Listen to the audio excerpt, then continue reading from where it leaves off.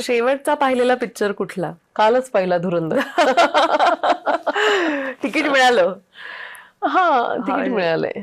Ticket मिळालंय. So कसा वाटला म्हणजे? छान आहे. म्हणजे आता OTTच्या काळामध्ये आपण जिथं किंवा रील्सच्या काळामध्ये फार कमी वेळामध्ये म्हणजे 30 सेकंद 40 सेकंदामध्ये आपल्याला एक टेंडन्सी झालेली आहे पाहण्याची.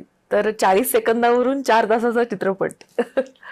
अं, चित्रपट म्हणजे त्याचा पहिला पार्टच एवढा इंटरेस्टिंग होता आणि देशाच्या प्रती एक आपल्याला प्रेम निर्माण होईल ही एक त्याच्यामध्ये भावना होती.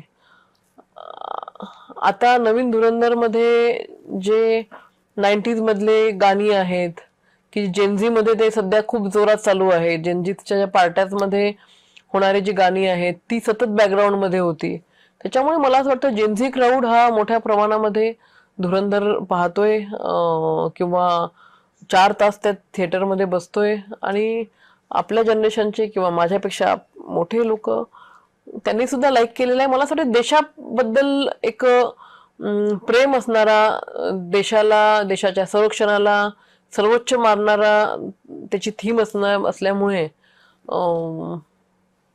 सगळे आवर्जून पाहत आहेत. चांगला पिक्चर आहे, डिरेक्शन चांगलं आहे, ऍक्टिंग अतिशय चांगली पद्धतीने केलेली आहे आणि बऱ्याचशा घटना त्या मूवी मधल्या या ज्या काही घटना गेल्या 15-20 वर्षामध्ये आपल्या राजकारणामध्ये घडल्या किंवा पाकिस्तान सोबत जे काही आपलं वॉर झालंय किंवा जे देशांतर्गत ज्या काही संबंधाबद्दल घडल्या तर ते सगळं याच्यामध्ये सुद्धा मूवीमध्ये घेतलेलं आहे. त्याच्यामुळे सगळंच इंटरेस्टिंग होतं आहे.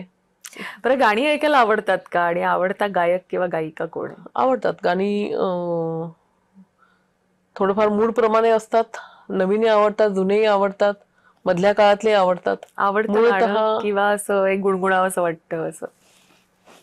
सध्या तर धुरंधर मी पाहिल्यापासून ते धुरंधर मधलंच गाणं माझ्या कंटिन्यू तोंडामध्ये आहे. तर तोच हम प्यार करने वाले, ते जे कंटिन्यू त्यांचं बॅकग्राऊंड मध्ये ते चालतंय. म्हणजे इकडे गाणं रोमॅन्टिक आहे आणि प्रत्यक्ष शूटिंग मध्ये फक्त गनच वापरल्या जाते.